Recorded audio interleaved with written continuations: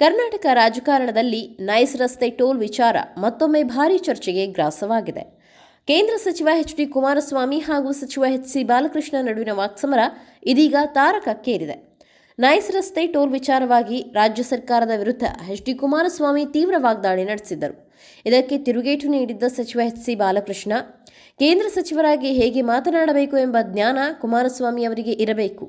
Toll ದುಡ್ಡು ಕಟ್ಟಬೇಡಿ ಅನ್ನೋರು ಕಾನೂನಿದೆ, ಅಲ್ಲಿಗೆ ಹೋಗಿ ಕೇಳಲಿ ನೋಡೋಣ ಎಂದು ಟೀಕಿಸಿದ್ದರು. ಅಲ್ಲದೆ ಡಿಕೆ ಶಿವಕುಮಾರ್ ಅವರನ್ನ ಕಂಡರೆ ಕುಮಾರಸ್ವಾಮಿ ಅವರಿಗೆ ಹೊಟ್ಟೆಗಿಚ್ಚು ಎಂದು ಆರೋಪಿಸಿದ್ದರು. ಈ ಹೇಳಿಕೆಗೆ ತೀವ್ರ ಆಕ್ರೋಶ ವ್ಯಕ್ತಪಡಿಸಿದ ಕುಮಾರಸ್ವಾಮಿ, ಬಾಲಕೃಷ್ಣ ಅವರ ಹಿಂದಿನ ವಿಚಾರಗಳನ್ನು ಪ್ರಸ್ತಾಪಿಸಿ ತಿರುಗೇಟು ನೀಡಿದ್ದಾರೆ. ಆಗ ಕಾಂಟ್ರಾಕ್ಟರ್ 600 ಕೋಟಿ ಕೆಲಸ ಮಾಡಿ ದುಡ್ಡು ಹೊಡೆದಾಗ, ಅಯ್ಯಯ್ಯೋ ಅಣ್ಣ, ಈ ವಿಷಯ ಎತ್ತಬೇಡ ಅಣ್ಣ ಅಂತ ನನ್ನ ಕಾಲು ಹಿಡಿದುಕೊಳ್ಳೋಕೆ ಬಂದಿದ್ರು. ಆ ವಿಷಯ ಪ್ರಸ್ತಾಪಿಸಬೇಡಿ ಎಂದಿದ್ದು ನೆನಪಿಸಿಕೊಳ್ಳಬೇಕು ಅವರು ಎಂದು ಹೇಳಿ, ಇವರಿಂದ ನಾನು ರಾಜಕಾರಣ ಕಲಿಬೇಕಾ ಎಂದು ಕುಮಾರಸ್ವಾಮಿ ತಿರುಗೇಟು ನೀಡಿದ್ದಾರೆ.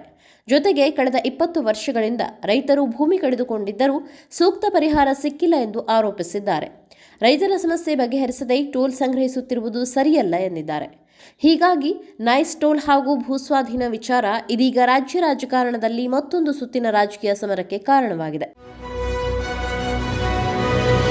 ಬೆಂಗಳೂರು ರಾಜಕಾರಣ ಹಾಗೂ ಆಡಳಿತ ವಲಯದಲ್ಲಿ ಇದೀಗ ಮಹತ್ವದ ಬೆಳವಣಿಗೆಯೊಂದು ನಡೆದಿದೆ.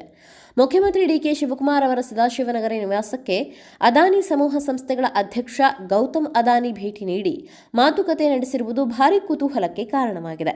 ಮಾಹಿತಿಯ ಪ್ರಕಾರ ರಾಜ್ಯದಲ್ಲಿನ ಉದ್ಯಮ ಅವಕಾಶಗಳ ಜೊತೆಗೆ ಬಹುನಿರೀಕ್ಷಿತ ಬೆಂಗಳೂರು ಸುರಂಗ ರಸ್ತೆ ಯೋಜನೆಯ ಗುತ್ತಿಗೆ ಸೇರಿದಂತೆ ಹಲವು ಮಹತ್ವದ ವಿಚಾರಗಳ ಕುರಿತು ಇಬ್ಬರು ಚರ್ಚೆ ನಡೆಸಿದ್ದಾರೆ ಎನ್ನಲಾಗಿದೆ.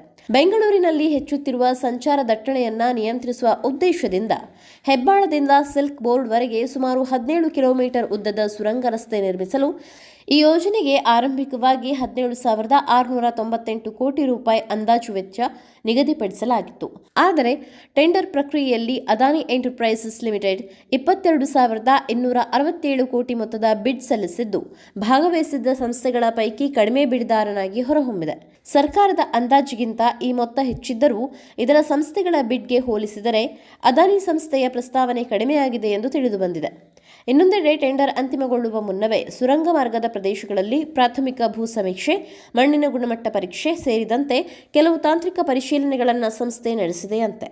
ಯೋಜನೆಯ ವೆಚ್ಚ ಹೆಚ್ಚಳಕ್ಕೆ ಸಚಿವ ಸಂಪುಟದ ಅಂತಿಮ ಅನುಮೋದನೆ ಅಗತ್ಯವಿರುವ ಹಿನ್ನೆಲೆಯಲ್ಲಿ ಗೌತಮ್ ಅದಾನಿ ಅವರ ಈ ಭೇಟಿ ಇದೀಗ ಮತ್ತಷ್ಟು ರಾಜಕೀಯ ಚರ್ಚೆಗೆ ಕಾರಣವಾಗಿದೆ ಅಂತ ಹೇಳಬಹುದು. ರಾಜ್ಯದಲ್ಲಿ ಪಶುವೈದ್ಯಾಧಿಕಾರಿ ಹುದ್ದೆ ನೇಮಕಾತಿ ಪರೀಕ್ಷೆಯ ಪ್ರಶ್ನೆ ಪತ್ರಿಕೆ ಸೋರಿಕೆ ಪ್ರಕರಣಕ್ಕೆ ಸಂಬಂಧಿಸಿದಂತೆ ತನಿಖೆಯಲ್ಲಿ ಸ್ಫೋಟಕ ಮಾಹಿತಿ ಹೊರಬಿದ್ದಿದೆ. ಜಾರಿ ನಿರ್ದೇಶನಾಲಯದ ಅಧಿಕಾರಿಗಳ ವಿಚಾರಣೆ ವೇಳೆ ಪರೀಕ್ಷೆ ಬರೆದಿದ್ದ ಅಭ್ಯರ್ಥಿಯೊಬ್ಬರು ನೀಡಿದ ಹೇಳಿಕೆ ಪ್ರಕರಣಕ್ಕೆ ಹೊಸ ತಿರುವು ನೀಡಿದೆ. ಅಭ್ಯರ್ಥಿಯ ಹೇಳಿಕೆ ಪ್ರಕಾರ ಪಶುವೈದ್ಯಾಧಿಕಾರಿ ಹುದ್ದೆಯ ಪ್ರಶ್ನೆ ಪತ್ರಿಕೆಯನ್ನು ಬರೋಬ್ಬರಿ 80 ಲಕ್ಷಕ್ಕೆ ಮಾರಾಟ ಮಾಡುವ ಡೀಲ್ ನಡೆದಿತ್ತು ಎನ್ನಲಾಗಿದೆ.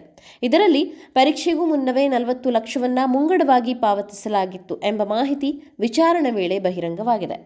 ಇಷ್ಟೇ ಅಲ್ಲದೆ ಹಣ ಪಾವತಿಸಿದ್ದ ಕೆಲವು ಆಯ್ದ ಅಭ್ಯರ್ಥಿಗಳನ್ನು ದಾವಣಗೆರೆಯ ಖಾಸಗಿ ರೆಸಾರ್ಟ್ವೊಂದರಲ್ಲಿ ಇರಿಸಲಾಗಿತ್ತು. ಮೊದಲ ಪತ್ರಿಕೆಯ 300 ಅಂಕಗಳ ಪ್ರಶ್ನೆಗಳಿಗೆ ಸಂಬಂಧಿಸಿದಂತೆ ಈ ಅಭ್ಯರ್ಥಿಗಳಿಗೆ ರೆಸಾರ್ಟ್ನಲ್ಲೇ ವಿಶೇಷ ತರಬೇತಿ ಹಾಗೂ ಕೋಚಿಂಗ್ ನೀಡಲಾಗಿತ್ತು. ತರಬೇತಿ ಪಡೆದ ಬಳಿಕವೇ ಅಭ್ಯರ್ಥಿಗಳು ಪರೀಕ್ಷೆಗೆ ಹಾಜರಾಗಿದ್ದರು ಎಂಬ ಮಾಹಿತಿ ಇದೀಗ ತನಿಖಾಧಿಕಾರಿಗಳ ಗಮನ ಸೆಳೆದಿದೆ. ಅಭ್ಯರ್ಥಿಯ ಈ ಹೇಳಿಕೆಯ ಆಧಾರದ ಮೇಲೆ ಜಾರಿ ನಿರ್ದೇಶನಾಲಯದ ಅಧಿಕಾರಿಗಳು ದಾವಣಗೆರೆಯಲ್ಲಿರುವ ಸಂಬಂಧಿತ ರೆಸಾರ್ಟ್ಗೆ ದಿಢೀರ್ ಭೇಟಿ ನೀಡಿ ಪರಿಶೀಲನೆ ನಡೆಸಿದ್ದಾರೆ ಎನ್ನಲಾಗಿದೆ. ಅಲ್ಲಿ ಪ್ರಶ್ನೆ ಪತ್ರಿಕೆ ಸೋರಿಕೆ ಹಾಗೂ ಹಣದ ವಹಿವಾಟಿಗೆ ಸಂಬಂಧಿಸಿದ ಯಾವುದಾದರೂ ಸಾಕ್ಷಿಗಳು ಸಿಗುತ್ತವೆ ಎಂಬುದರ ಕುರಿತು ಅಧಿಕಾರಿಗಳು ಪರಿಶೀಲನೆ ನಡೆಸಿದ್ದಾರೆ. ಈ ಬೆಳವಣಿಗೆಯಿಂದ ಪ್ರಶ್ನೆ ಪತ್ರಿಕೆ ಸೋರಿಕೆ ಪ್ರಕರಣದ ತನಿಖೆ ಮತ್ತಷ್ಟು ಚುರುಕುಗೊಂಡಿದ್ದು, ಅಕ್ರಮದ ಹಿಂದೆ ಇರುವ ಪ್ರಮುಖ ವ್ಯಕ್ತಿಗಳು ಹಾಗೂ ಹಣ ಪಾವತಿಸಿದ ಅಭ್ಯರ್ಥಿಗಳ ವಿರುದ್ಧವೂ ಕ್ರಮ ಕೈಗೊಳ್ಳುವ ಸಾಧ್ಯತೆ ಇದೆ ಅಂತ ಹೇಳಲಾಗ್ತಿದೆ.